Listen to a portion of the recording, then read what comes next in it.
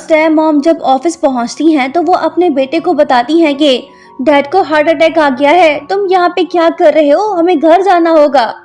बेटा जी बोलता है कि नहीं मॉम, हम घर नहीं जा सकते, सब कुछ खत्म हो गया है, स्टीवन नहीं मिल रहा, जो जेम्स स्टोन्स हमने बाय किए थे वो किसी काम के नहीं है, हमारे 4 बिलियन गए, हम तो लुट गए, बर्बाद हो गए, डैड को भी इसी वजह से हार्ट अटैक आया है, अब हम क्या करें। मॉम बोलती है कि गधे के बच्चे, तुमने उनको फुल पेमेंट क्यों दी, पहले जेम्स स्टोन चेक कर लेते फिर पैसे देते। बेटा बोलता है कि मॉम आप ही तो मुझे फोर्स कर रही थी कि जल्दी से कॉन्ट्रैक्ट साइन करो, इसमें मेरी क्या गलती। मॉम घबरा गई, इनकी हालत पतली हो गई, अब इन लोगों के पास कुछ नहीं बचा, ये लोग अपने सारे शेयर्स ऑलरेडी बेच चुके हैं, ऊपर से ये टेंशन कि यांगशी को भी पैसे देने हैं, सब कुछ खत्म हो गया। मॉम अपने बेटे से बोलती है कि मैंने तो जैसे नालायक को जन्म कैसे दिया। ओके ओके, हमें शांत रहना होगा, कुछ तो करना होगा, हम इस तरह से खुद को बर्बाद होते नहीं देख सकते, अगर तुम्हारे डैड बच गए वो भी हमें नहीं छोड़ेंगे। मॉम और इसका बेटा अब स्विट्जरलैंड भागने की तैयारी कर रहे हैं। मॉम तो खाली हाथ नहीं जाना चाहती, सो ये फाइनेंशियल मैनेजर को कॉल करके उन्हें बोलती है कि कंपनी के सारे पैसे इनके अकाउंट में ट्रांसफर कर दे।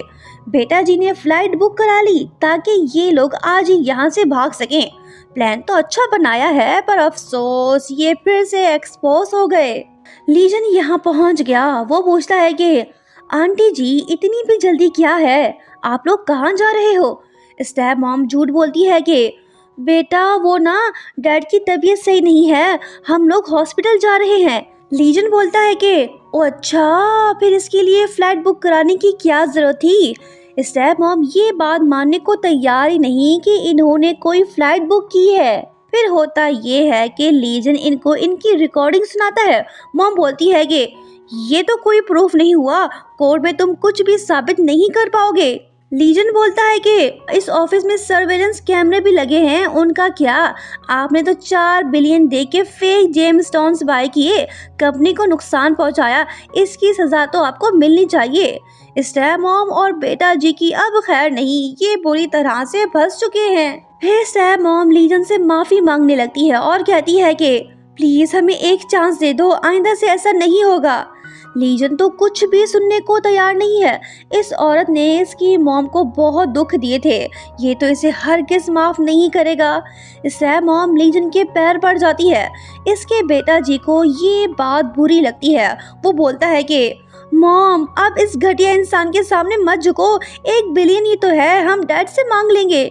मॉम बोलती है कि नहीं बेटा, अब कुछ नहीं हो सकता, इसने हमें बर्बाद कर दिया है, अब ये हमें नहीं छोड़ेगा।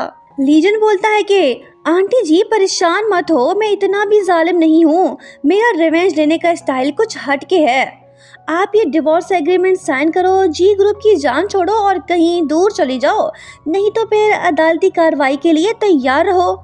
स्टेप मॉम रोते हुए बोलती है कि बेटा यूजन तुम्हारा भाई है, तुम क्या चाहते हो कि हम लोग सड़क पर बैठ के भीख मांगे, हम कहाँ जाके रहेंगे, प्लीज हम पे रहम करो।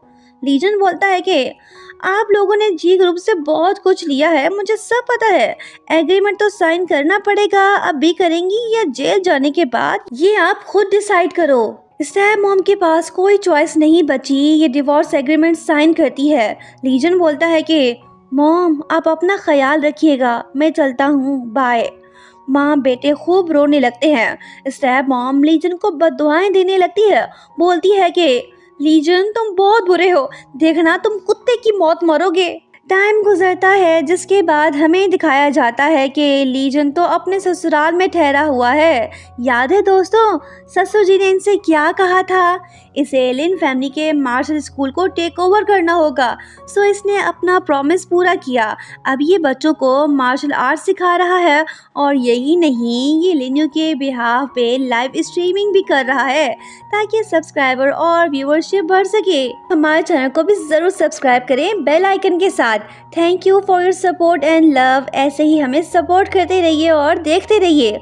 अब हम कहानी की तरफ वापस आते हैं। जब लीजन बच्चों को ट्रेन कर रहा होता है तो तभी एक क्यूट सा बच्चा इसके पास आके पूछने लगता है कि अंकल जी मैं भी मार्शल आर्ट सीखना चाहता हूँ। लीजन बोलता है कि तुम मुझे अंकल मत बोलो, जस्ट ब्रदर बोलो, और वैसे भी तुम हट्टे कट्टे हो, आसानी से सीख जाओगे।